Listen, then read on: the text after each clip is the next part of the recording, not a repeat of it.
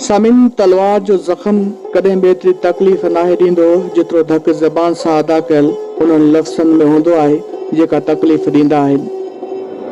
उहा ई ज़बान आहे जो उन ज़बान सां माण्हू कंहिंजी तारीफ़ करे त दिलि वाह वाह करे थी,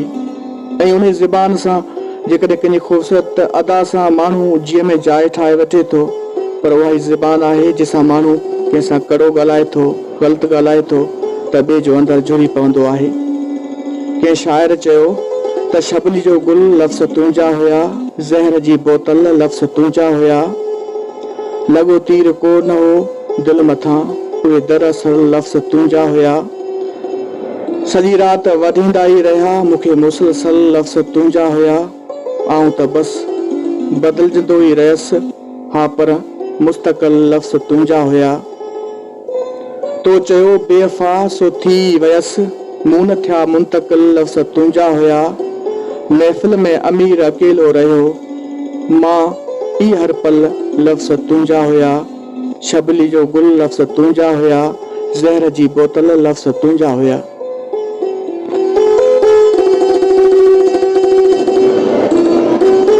कंहिं चयो त कॾहिं कॾहिं पखियुनि जे पेरनि में धागा विझड़ी पवंदा आहिनि त उहे उॾाम जे अज़म खे नाहिनि छॾींदा। इंसान ते बि वक़्ती परेशानियूं ईंदियूं आहिनि, पर उन्हनि खे अॻिते निकिरण ऐं वधण जे अज़म खे ख़तमु न करणु घुरिजे,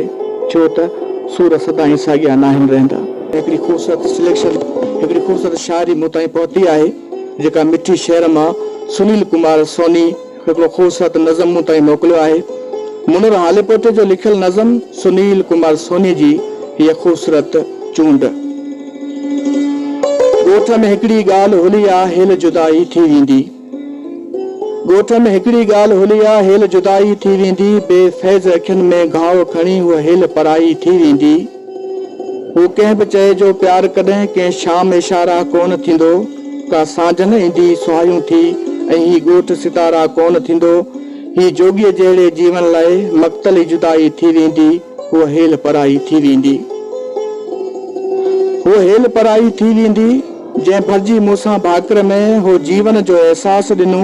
हिन दिलि जे तन्हा तारीअ खे को रंग रतो आकाश ॾिनो, तंहिं खिलणीअ खां ए चंड चरिया बेअंत जुदाई थी वेंदी, बेफैज़ अखियुनि में घाव खणी उहा हेल पराई थी वेंदी, उहा हेल पराई थी वेंदी।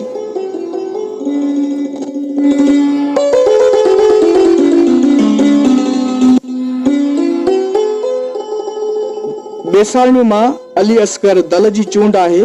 त खणी निगाहूं खिली मिली थो, खणी निगाहूं खिली मिली थो, गुलाब वांगे टिड़ी पवां थो, मथां मूं बारिश जियां वसी थो, गुलाब वांगे टिड़ी पवां थो, ॾिसां थो सपनो मिलण अची थो, करे कचहरी वञण खां पहिरीं चपन मथां चप रखी छॾी थो, गुलाब वांगे टिड़ी पवां थो, उदास मौसम उदास रस्ता उदास आया सवा सजण तो, मिलण मिठा तो जॾहिं अची थो, गुलाब वांगे टिड़ी पवां थो, रखी रुसा मां चङा न आहिनि कॾहिं खिली बि ॻाल्हाइणो आहे, मिठो ॻाल्हाए जॾहिं मिली थो, गुलाब वांगे टिड़ी पवां थो,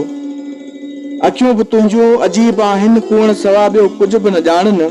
प्यार नसरीन खे ॾींहुं जॾहिं थो, गुलाब वांगे टिड़ी पवां थो, खणी निगाहूं खिली जॾहिं थो, गुलाब वांगे टिड़ी पवां थो, मथां मूं बारिश जियां वसी थो, गुलाब वांगे टिड़ी पवां थो।